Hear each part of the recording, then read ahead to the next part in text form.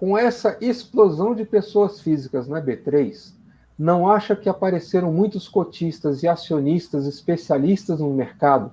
E talvez por isso haja tantas críticas, sobretudo aos gestores de fundo imobiliário?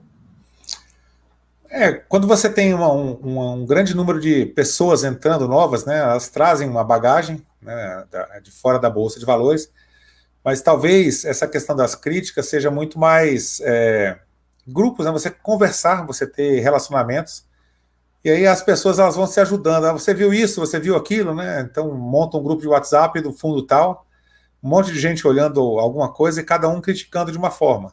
Então acaba que você está sempre inteirado, né, sobre os assuntos daquele fundo que você acompanha, e aí você, por receber mais essas notícias e as pessoas estarem mais olhando para isso, você acaba ficando mais crítico, né? Então quanto mais você conhece sobre um assunto, mais crítico você tende a ser. Então essa é uma realidade. E os investidores, eu acho que eles estão, ultimamente, eles estão procurando estudar mais. Antigamente não tinha muito livro, não tinha internet. Né? Quando a gente começou, não tinha internet com coisa à disposição. Então, você tinha que procurar em literatura fora, você não tinha muita coisa aqui no Brasil que você achava para conversar. Hoje em dia, você tem muitos canais, tem muita gente falando sobre o assunto. Então, você tem uma explosão de informações, né, de conteúdos em nível até exagerado, né? É muito. Né? Então, acaba que o investidor ele busca tudo isso. Né? Então, se você já é uma pessoa um pouco crítica e você acaba recebendo mais críticas, né, de outras pessoas que também são críticas, você tende a se tornar também mais crítico. Né? Dizem que você é a média das pessoas com as quais você anda. Então, se você tem pessoas... tem um grupo lá e aquele grupo lá é o pessoal mais chato que tem. Todo mundo critica determinada coisa. Né? Então você tende, né, se você está naquele grupo, também a ser um pouco mais chato. Se você está num grupo que o pessoal é mais de boa, né, não comenta muito sobre isso, e fala mais investimento de uma forma geral, não aprofunda mais em nenhum tipo de ponto, em algum ponto específico, então você também tende a ser mais assim. Né? Então você é uma média das pessoas com as quais você convive. As informações estão aí, então as pessoas elas estão se influenciando com as informações. O mercado ele comete erros, né? Os fundos vão cometer erros, os gestores vão cometer erros, coisas vão acontecer que não estão no domínio dos gestores, e aí as pessoas vão conversar, é normal, né? Então é um relacionamento do investidor com o produto final que ele está investindo, vendo os pontos que são bons e os pontos que devem melhorar. Então, críticas são sempre bem-vindas, né, desde que feitas de forma que você não ofenda a integridade do gestor, aquela coisa toda, porque o cara é um profissional, ele está ali trabalhando, né, o máximo que você pode fazer é demitir ele. Não gostei da gestão de tal, vendo, apertei o botãozinho lá, tchau, gestor, está demitido da minha vida. E a outra coisa também que contribui muito para isso é a rede social, né?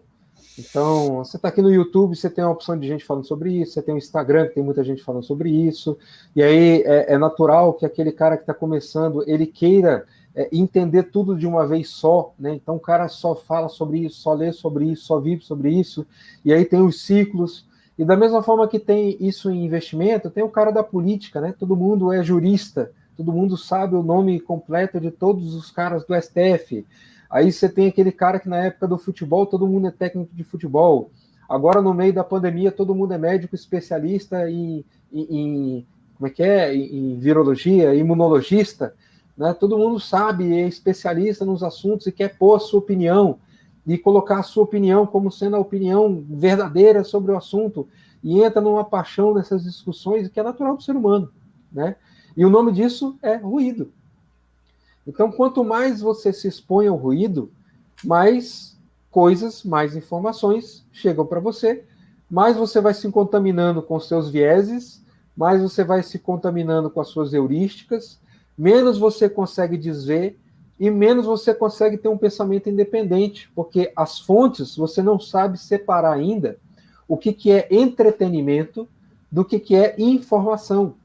Então o cara faz um vídeo lá que ele pega o celular, compra determinado ativo e vamos ver o negócio subir. E aí agora, se subir, eu vou comprar um croissant ali, não sei o quê. Cara, aquilo ficou uma semana todo mundo tentando comprar para ganhar o croissant. E não entende que aquilo às vezes é entretenimento. E acha que aquilo é informação. E às vezes vem informação e está esperando entretenimento. Então, por exemplo, se você entrar aqui no canal esperando vídeo bonitinho, PowerPoint com... Você está quebrado. Aqui a gente não vai fazer vídeo bonitinho. Aqui a gente vai trazer conteúdo para você, que é o melhor que a gente pode fazer. É bom ou ruim? Na minha opinião, é bom. Na opinião de outras pessoas pode ser ruim. E está tudo bem. Né? É o máximo que eu consigo fazer. Agora, precisa entender e separar as coisas. Aonde você vai tirar a sua informação? Do que você vai escolher para trazer. Né? Eu uso muito o exemplo aqui da comida. O cara que só come pizza, refrigerante, hambúrguer, não sei o que, vai ficar do tamanho que eu era lá atrás, com 150 quilos, irmão. É aquilo que você está botando para dentro, né? Então, se você só lê porcaria, você só vai ter porcaria na cabeça. Agora, se você lê coisa boa, você só vai ter coisa boa na cabeça. Você tem que aprender a diferenciar as duas coisas. Então, a disciplina, a constância, isso aí é que vai fazer com que você filtre todo esse ruído que a gente está disponível hoje, né? Então, a imprensa morreu. Porque todo mundo hoje é repórter. Você tem um celular, você tem uma câmera, você zera uma live, e você dispara isso aí para 2.000 pessoas assistindo aquele negócio. Imagina a quantidade de ruído que circula nesse bagulho, cara. Então, separar essas coisas é muito importante. E todo mundo é especialista. Agora, você tem que ir atrás de gente séria. No mínimo, a pessoa tem que ser certificada. Então, vamos combinar, né? Não dá para você comprar uma passagem para ir de Brasília a Fortaleza e o piloto não é certificado pela ANAC. O mínimo que tem que ter é que ele fez uma prova de proficiência dizendo para você que, ó, esse avião aqui, meu amigo, eu fiz uma prova e eu sei sair do chão e sei pousar ele. Pode dar tudo errado, mas o mínimo eu cumpri, né? E que ele não tenha para você opinião. Ele tenha para você ali um posicionamento em cima de alguma coisa que ele está embasado para falar a respeito, né? Então, acho que por aí você já começa a filtrar muita coisa. E quando você explode isso por gestores, né? Você tem um cara ali que, no mínimo, ele fez uma certificação na Ambima para ser gestor de fundo. Então, ele sabe do que ele está falando. Ele pode ser incompetente, mas ele fez aquela certificação. E aí você vai atrás do que tem de melhor. Tá? Então, separar o ruído do sinal, acho que é a primeira coisa que você vai ver que, olha, pode entrar 1 bilhão de pessoas na Bolsa, não tem problema. O que interessa é você, né? É aquele cara que vai fazer o vestibular e fica preocupado com a nota de corte. Eu não estou preocupado com a nota de corte. Eu estou preocupado com a minha vaga. Eu tenho que estar mirando na minha vaga. Se são 40, sobrou 39 para as outras pessoas disputarem, mas a minha está garantida, né? E é você focar naquilo e isolar a cabine, isolar o resto. Cuida do seu e separa o joio do trigo, que se vai dar tudo certo, né? No começo é difícil de separar, mas com o tempo você vai errando, aprendendo, você vai compondo a tua estratégia, que vai ficando mais fácil de entender quem é que está te empurrando para frente e quem é que está te puxando para trás.